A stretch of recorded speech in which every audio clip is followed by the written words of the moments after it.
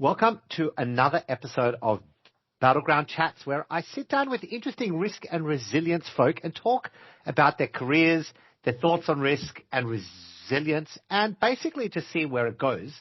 And today I'm thrilled to have Greg Gokavi-Whaley join me. Welcome, Greg, to Battleground Chats. Hi, Craig. Nice to be here.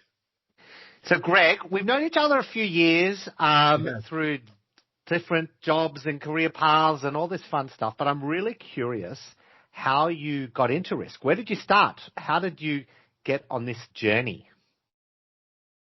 Craig, you know, I said to someone recently that I've been, my career's now getting to the stage where it's so long I have to really think back and think where I started and how I started, and it's getting harder and harder to summarise. But look, the way I got into risk was pretty unusual, actually. I started, actually moved from Perth to Melbourne because I was a musician and seeking a career in music.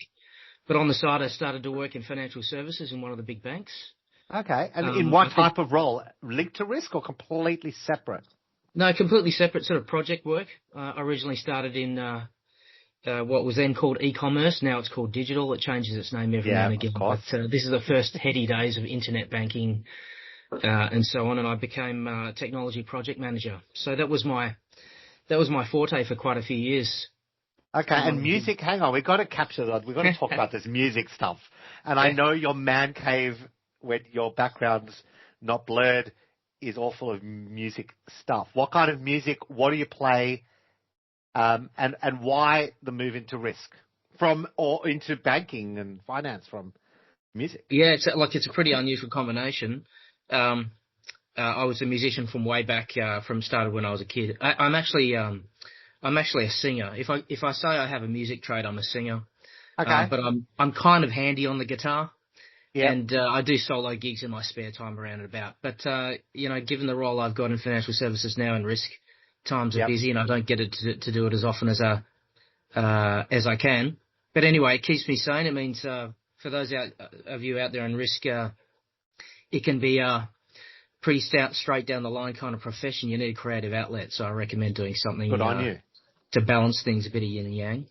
Yeah, I love that.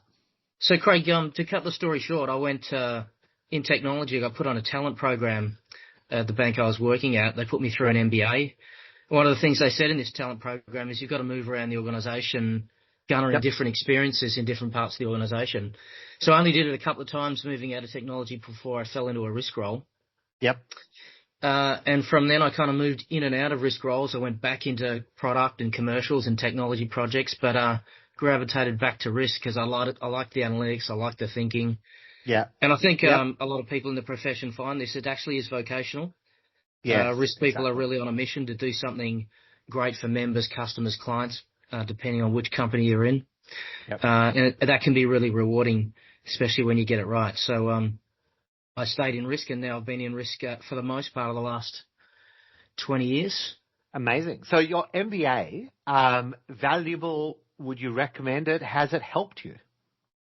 Yeah, it was supremely valuable, actually. It was a while ago now. But, you know, MBAs, I mean, people know what they contain. They just give you a great overview of how a company works and the kind of generalist skill sets that you need to be at the top. Absolutely. I totally agree. Yeah, and whether you plan to use that to run a business, become a CEO, it's actually really good skill set for someone in risk. Yeah. I think we all know in risk there's specialist roles. Yes. I've tended more towards the generalist roles, and having that overview of how business functions work and how things operate it's really critical, and especially the strategic side is really important. Absolutely. I know I did an MBA between my KPMG and Deloitte roles, and as you said, it fills the skills gap, right? It feels like I didn't study accounting and finance. I studied marketing, management, and IT. It gave me all those finance and accounting skills I didn't have. Me too, Craig. I studied political philosophy and modern history in university. Oh, wow. Okay. It was absolutely handy. Yeah, that is so true. Okay, so you're in the bank, you're moving around, you've found risk. Where does that lead you? How do you get out the bank? I think one of the things about working in risk is, firstly, you do well in risk if you can prove that you've got a pretty agile mindset. I don't mean that in the discipline sense. I mean that mentally not and able to learn things and get on top of new things and new business units and new structures really quickly. Yeah. That helps you stand out.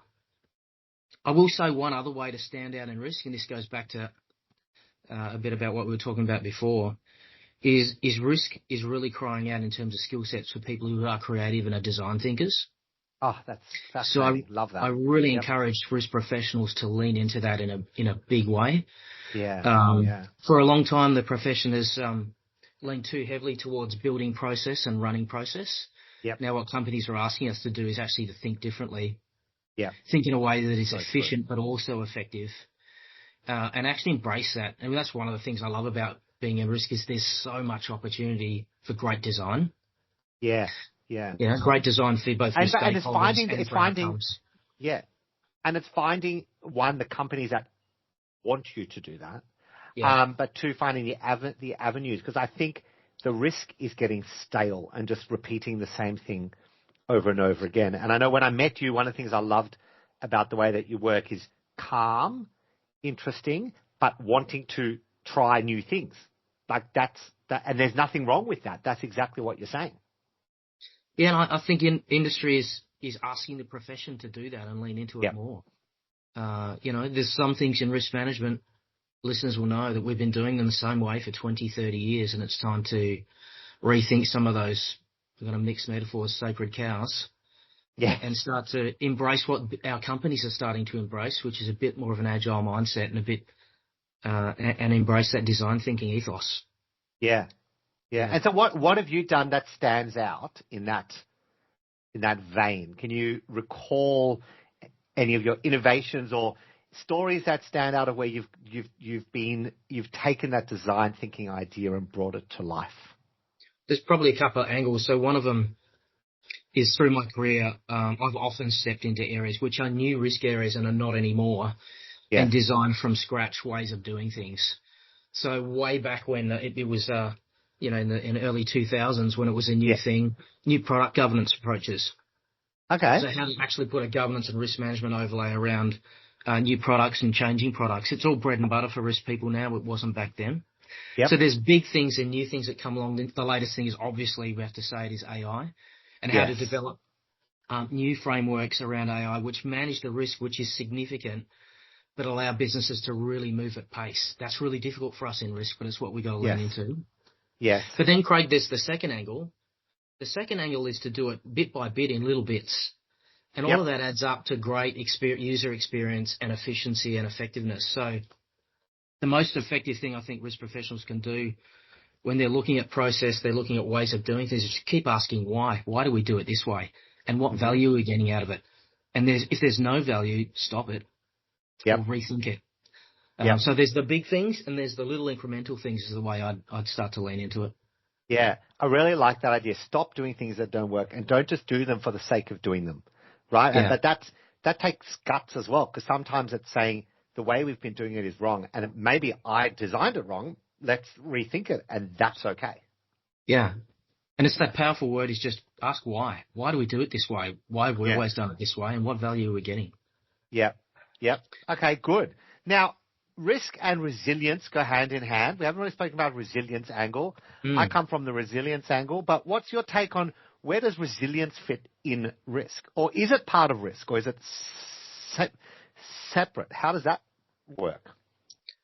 Look, I don't think it's separate, but sometimes I think of both operational risk and resilience. So let's put them in the same sort of sphere.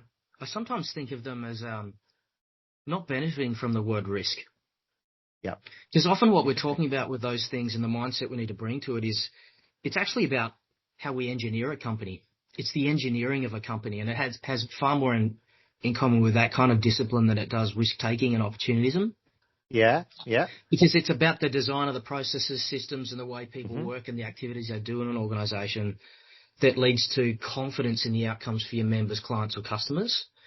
So sometimes I think we actually need to think about this a little bit differently. Yeah. I think where resilience as a word has started to bring industry into a new focus is that we used to do things in compartments in risk. In fact, in some organisations we still are. We have Absolutely. business continuity plans over here, and we're looking at alternative premises in the old days, Craig. Yep. We'd be looking at operational risk over there. We'd be looking at service providers in another part of the business, and it was all in these kind of compartments, which didn't necessarily speak to each other all that well. I think this word resilience is actually starting to bring that thinking together to say, well, actually, it's a whole of system now, and the company's an organism. Yes. Where these things are interdependent in a much more complex way, and we need to actually think about resilience in a system-wide, whether it's internal or external as well, in a system-wide way rather than which pocket do I look after and how do we make sure we've got some plans for that. Yeah, it's how not do I that protect simple my anymore. world, right? You don't have to protect your world. Yeah. It's okay to share. Yeah, that's right. It's sort of encouraging us not to just think about our patch anymore, but to think of that organisation-wide system and how it all connects. It's really interesting, I think. It's a really interesting, development in our industry, I think. The profession, I would say. Yes, and it gives it a lot of opportunity for growth as well, and opportunity to bring things together, which is really interesting. But now, coming back to your music, how do you think that has influenced your view on the world of risk and resilience? How does that change how you think about that? Well, one, it keeps me sane. I do actually genuinely have a passion for risk management. But I think some people agree it can be dry, and it can be not the most creative of pursuits, but having that balance of your life of having something artistic, something creative, I think is really important. And it actually teaches that side of your brain, which is important to bring back into your profession of risk management. Yeah. I mean, I said earlier that, risk management is crying out for great design thinking. Yes. You get that from artistic design thinking that you might do elsewhere, and you've got to bring it in. It's not a natural thing, but you've got to exercise that part of your brain, I reckon, to be effective in risk. Yeah. And it's partly because our stakeholders are crying out for it. Yeah. They're asking us to think of new ways of doing things that are more effective, are faster, and deliver. So if I was going to connect the two, Craig, that's it. It's the artistic, creative side, bring it back into the business side. And, I love that. It's what a lot of our teams outside of risk are being asked to embrace. Yeah. At the RMIA conference that I was at last week, so the Risk Management Institute of Australia conference, there was a speaker talking about their experiences, kind of putting themselves out there. And one of the things they noted was that a lot of professionals get the creativity beaten out of them by some organizations, but it's actually the creativity you need to excel in the jobs that you do often. And sometimes you need to just put yourself out there, be creative, use the other side of your brain, and he actually said music is one way to bring your creative side to life and the creative part of your brain. So there you go. I think you're right. And for Craig, for younger players in the profession, I'd say don't let them beat it out of you. Hang on to that for dear life, because it's really going to put you in good stead career-wise. Yeah. If you keep that way of thinking. Yeah. Yeah. And that is a great area to leave on. Greg, thank you so much for being part of Battleground Chats. I really appreciated this talk. Thanks, Craig. Nice to see you again.